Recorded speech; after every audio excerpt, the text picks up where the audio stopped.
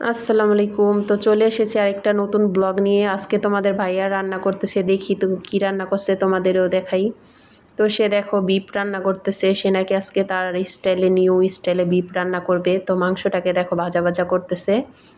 এখন সে এটার ভিতর দিয়ে দিবে আলু আর টমেটো। আলু আর টমেটোগুলো আরও বেশ কিছুক্ষণ ভাজা ভাজা করবে। তো ভাজা ভাজা হয়ে গিয়েছে, এখন টমেটোগুলো আলতো আলতো করে একটু ভেঙে দিচ্ছে। তো এভাবে আরও কিছুক্ষণ ভাজা ভাজা করবে। এখন দিয়ে দিবে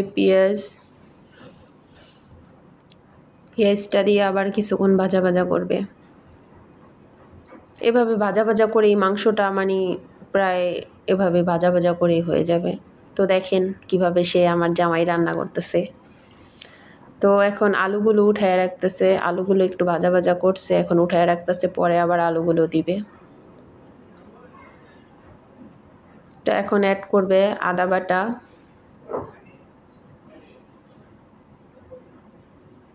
মরিচের গুঁড়ো,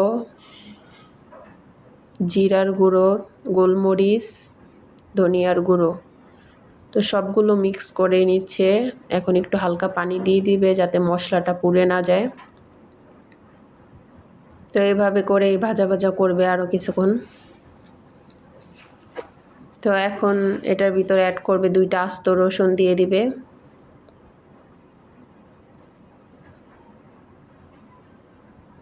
এখন আরও বেশ কিছুক্ষণ আবার কষানো হয়ে গিয়েছে। এখন গরম পানি করে রাখা ওইটাই দিয়ে দিবে। বেশি পরিমাণ পানি দিবে না, অল্পই দিবে, কারণ ভাজা ভাজার মধ্যেই মাংসটা অনেক হয়ে গিয়েছে। এখন হালকা পানি দিয়ে চুলার জালটা কমিয়ে তারপর রান্না করবে। তো এই তো কিছুক্ষণ পর দেখেন ঢাকনা উঠিয়ে, মাশাআল্লাহ কালারটা দেখতে অনেক সুন্দর হয়েছে, দেখতে অনেক লোভনীয় লাগতেছে।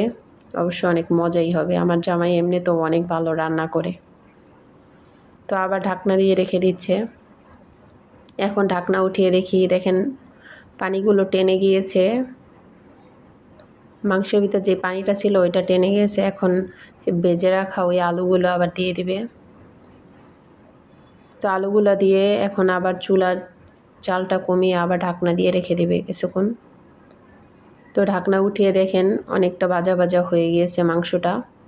এখন এটার ভিতর অ্যাড করব রসুন, কিছুটা রসুন আবার বেছে রেখেছে, ওইগুলো আবার দিবে। রসুনটা বেশি দিলে বেশি মজা হয়, ফ্লেভার আসে রসুনের একটা, ওইটা খেতে খুবই মজা লাগে। তো আবার কিছুটা রসুন দিয়ে দিয়েছে। তো দেখেন ফাইনালি মাংস ভুনাটা হয়ে গেছে, দেখতে কতটা লোভনীয় লাগতেছে, কালারটা তো সেই।